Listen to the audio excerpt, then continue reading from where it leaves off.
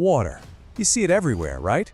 It covers most of our planet, and, as it turns out, it makes up most of us too. But what happens when that perfect balance inside your body gets thrown off? Well, that's what we're here to find out. Let's dive right in. All right, let's just jump straight to it with a kind of scary question. What would actually happen to your body if, right now, you just stop drinking water completely? The answer to that really shows you just how crucial this one little molecule is for, well, everything.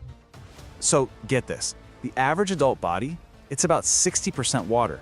Yeah, more than half of you is literally H2O. And what's even crazier is that when you're born, that number's closer to 75%. That's about the same as a fish.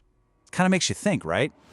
And we're not just talking about the water in your blood. Nope, your lungs are a mind-blowing 83% water.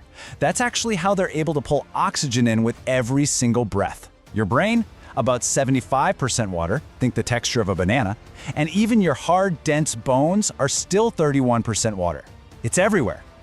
Okay, so what's all this water doing? I mean, it's got to have a job, right? Oh, it does. It's performing absolutely critical tasks every single second of the day. It's like a shock absorber for your brain and spinal cord. It's the oil that lubricates your joints so you can move without grinding. And it's the master thermostat, regulating your body temperature. You could say it's the ultimate multitasker. But here's the thing. We're constantly losing that water. Every single day, you lose about 2 to 3 liters just by living. Sweating, breathing, going to the bathroom. And if you don't put that water back in, well, that's when the dehydration timeline kicks in. Luckily, your body has this amazing built-in alarm system. Deep in your brain, your hypothalamus is always monitoring things. The moment it senses water levels are getting low, it shoots out a hormone called ADH, or anti-diuretic hormone. Now, anti means against, and a diuretic makes you pee. So this is literally your body's stop peeing so much hormone. It signals your kidneys to hang on to more water, and that's exactly why your urine starts to get darker. But what if you ignore that first signal, that little feeling of thirst? Well, things start to go downhill pretty fast. Within just a few hours, you'll probably feel your energy tank, and you might even get a little grumpy. Your blood pressure could even start to dip. And if you keep going into day 2 or 3, that's when you start to see real trouble. Your thinking gets foggy, and your organs start feeling the strain. And let's look at your command center, your brain. When it's dehydrated, it has to work so much harder to do the exact same things a hydrated brain does easily. And get this, it actually temporarily shrinks because it's missing that water. So that brain fog you feel when you haven't had enough to drink, yeah, that's not in your head. Well, it is, but it's a real physical thing that's happening. So the solution is obvious, right? Just drink a ton of water all the time. Well, not so fast. It turns out there's a really dangerous flip side to this story, a point where too much of a good thing becomes a very, very bad thing. This condition has a name. It's called hyponatremia. Basically, it's overhydration. It happens when you chug a huge amount of water way too quickly. When you do that, you can actually dilute the sodium in your body, and you need that sodium, those electrolytes, for your cells to work properly.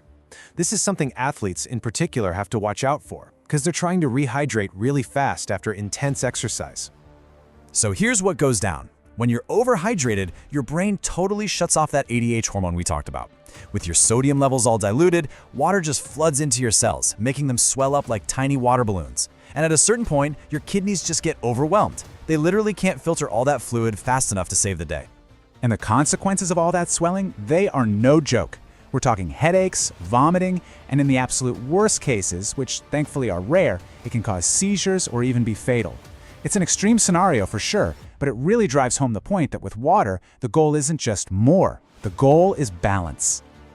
Okay, so we've seen the danger of not enough and the danger of way too much. That brings us to the big question, right? How do we find that sweet spot, that perfect, just right zone for hydration? How do we get balanced?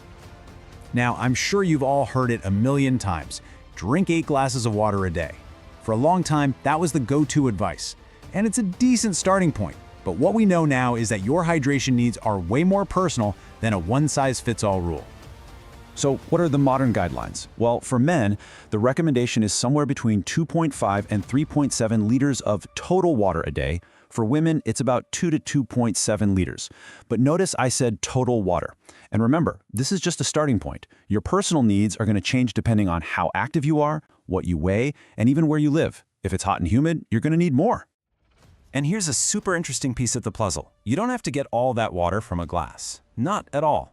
About 20% of your daily H2O actually comes from the food you eat. The other 80%? Yeah, that comes from beverages. Water, sure, but also things like tea or even coffee. Think about it. Foods like strawberries or cucumbers, they're more than 90% water. Even broccoli is right up there. So munching on these is a fantastic way to up your hydration game while getting all those great vitamins and fiber at the same time. And staying properly hydrated isn't just about avoiding a headache tomorrow. The long-term payoff is huge. Seriously. Studies have shown it can help lower your chance of having a stroke, it can help manage diabetes, and it might even reduce your risk for certain types of cancer. That's powerful stuff. So all this brings us to one last really important question for you to think about. It's not just about surviving, right? It's about thriving. Now that you've seen how water affects literally everything, from how clearly you think to your health decades from now, the only question left is, are you giving your body the water it needs to really truly thrive?